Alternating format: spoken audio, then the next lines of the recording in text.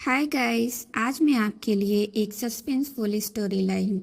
तो चलते हैं अपनी स्टोरी पर। सिया राम, जय जय राम। पंडित शिव नारायण धीरे धीरे गांव की सड़कों पर चला जा रहा था। लोगों से हल्के से ताने देकर कहते, बस खाते हो, सोते हो, कमाते नहीं। पर शिव नारायण ने दिल में एक छोटी सी उम्मीद थी, कोई बात नहीं, कुछ न कुछ कर ही लूंगा। शाम का वक्त था। वह गांव के चौराहे पर पहुंचा तो अचानक एक औरत की पुकार सुनाई दी। हाय रे, मेरे पति को मार डाला, ये जालिम आदमी है। भीड़ सन्न थी। औरत रोते हुए बोली, हमारे घर वाले बेगुनाह थे, पर किसी ने उनको फंसा दिया। शिव नारायण ने पास खड़े आदमी से पूछा, ये महामंत्री कौन है, कैसे शक्ल है उसकी? आदमी ने डर के साथ कहा, उसका नाम मेघनाथ है। पूरा इलाका उसके नाम से डरता है। राजा तक उसकी शिकायत नहीं सुनते। जो बोलता है उसे दबा दिया जाता है। शिव नारायण के मन में गुस्सा और हिम्मत दोनों उठे। उसने ठान लिया कि सच को बाहर लाना ही होगा। चुप बैठने से कुछ नहीं होगा। मेघनाथ की हवेली और एक छोटा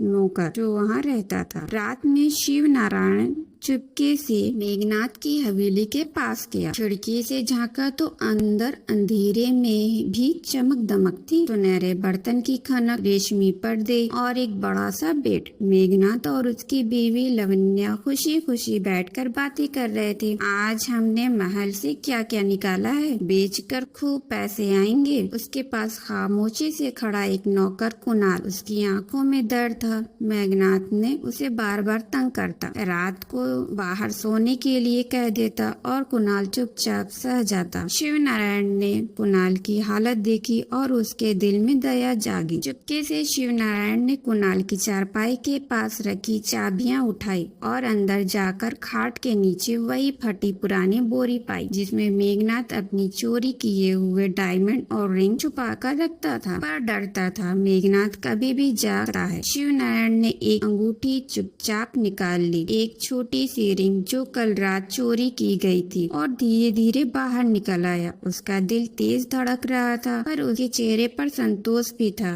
उसने तय किया था इस चोरी का खुलासा होगा, चाहे जितना रिस्क क्यों न हो। अगले दिन खबर आई, राजकुमारी अद्या का महंगा हार हो गया है। राजा ने घोषणा की, जो भी हार लाकर देगा उसे 100 स्वर्ण की मुद्राएं इनाम में दी जाएगी। शिव नारायण ने बहादुरी से दरबार में जाकर कहा कि वह हार ढूंढ लाएगा। लोग हंसने लगे, पर उसने अपने तेज दिमाग और थोड़ी चाल से हार वहीं बगीचे में कमल के फूल के नीचे ढूंढ निकाला। दरबार में तालियां बजी और राजा ने उसकी तारीफ की। इसी बीच मेघनाथ भी दरबार में आया और बोला कि उसकी पत्नी की एक अनमोल अंगूठी भी गायब है। क्या पंडित उसे भी ढूंढ सकते हैं? शिव नारायण ने कहा, हाँ, पर मुझे आपके घर पर एक बार खाना परोसा जाए। मेघनाथ खुश हुआ। लग रहा था कि अब पंडित की चाल फेल हो जाएगी। असल में मेघनाथ ने सोचा था कि अगर पंडित उसके घर आए तो उसे कोई जहर देकर मौत के जाल में फंसा। खाने के समय